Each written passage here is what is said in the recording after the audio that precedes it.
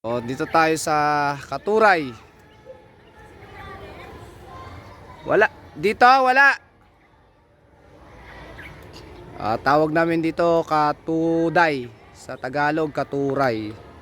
So, ito yung bulaklak na inuulam. Ini-steam lang yan, no? Yan. Pakadami ng bulaklak ng Katuray. Ayan, no? Yan yung puti na yan. Yung mga yan. Yan yung inuulam po. Dalawang puno yan.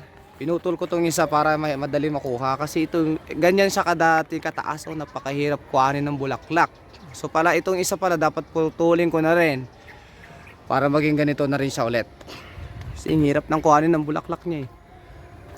Daming bulaklak niya. Diba? Diba pare no? Dami no? Ito pare oh. Dami. Yan, sa taas pa tayo. Oo, dyan sa taas mayroon pa. Para. So ayan ah. Ito yung bulaklak ng Katuray. Pwede ba ito, pare? Oo, pwede yan kahit nakaganyan pa. Pwede pa na eh. Oo, kahit hindi pa namukadkad yan pare. Pwede. Tanggalin mo lang yung ano yan, yung nasa loob, di ba may ano yan? Parang petals. Tanggalin mo lang yun. Yun daw ang nagpapapait niyan. Yung nasa loob niya. Si Ina niya, marunong yun. Tinatanggal yung Oo, tinatanggal yan eh. Yun daw ang may mapait yan pag hindi natanggal yun. So, ito yung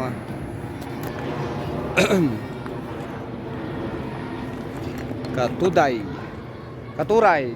Sa Tagalog pa ito, Katuray. Sa amin yan ay ano. Pare, pare. Dami na pare. Ayan ah. Ayan, nakakarami na si pare oh, ba? So steam lang po ito. Oh, healthy living, ano? Steam mo lang ito. Tapos konting bagoong lang tsaka konting ano, kamatis. Tapos kay konting kalamansi, no? Oo. Makulimlim ngayong araw, no? Makulimlim. Dito pa sa baba pare, oh. Oo, kukunin ko yan. Ayan, oh. So, yan pare, oh. Dami. Ayun, oh. Ayun, dami. Ayun, dahil mo dito. Diyan, sa baba, sabi ko sa iyo, maganda pala na putulan to, ano? Oo. Itong isa, mataas na masyado. Ayun, oh, pare, oh. Ang dami rito, oh. Oh. Ay, swerte ako naman. Ikaw buhay na maano yan. Ita inadbrow to. Pwede, oh, pwede yan, sama. Oh. Ganun ang ginagawa ni Inang, pagkakonti lang. Sasama, pwede isama yan. Ay, so isa-solo ka na to. Kaya naman pala inantay mo ako pare, ano? Siyempre. Maganda talaga pag naglilibot-libot, sabi nga ni Sir Dom.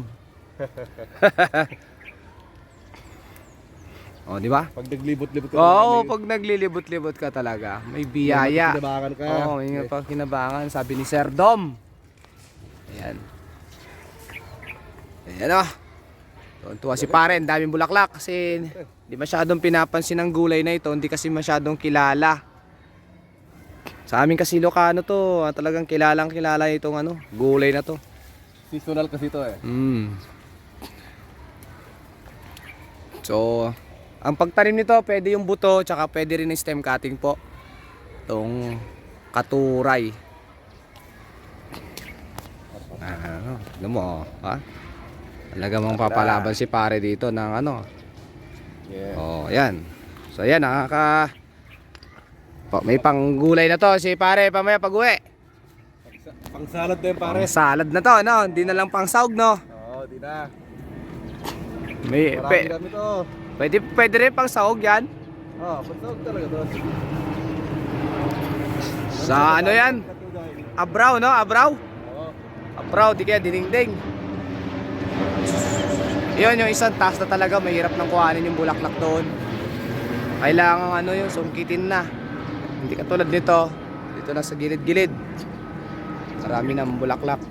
Kasi mababa pa lang to. Dapat pala sinabayo ko na tong isa noon na pinutol. Para ano. Yan. So, ang Katuray po ay pampababa po ito ng dugo. Sa mga high blood.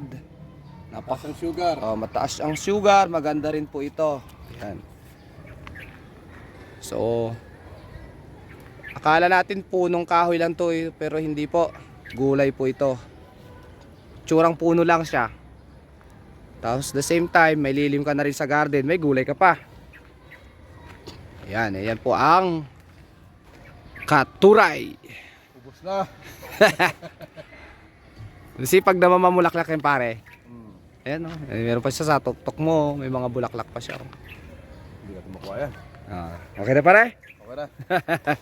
Oh, 1, 2. Iyon o.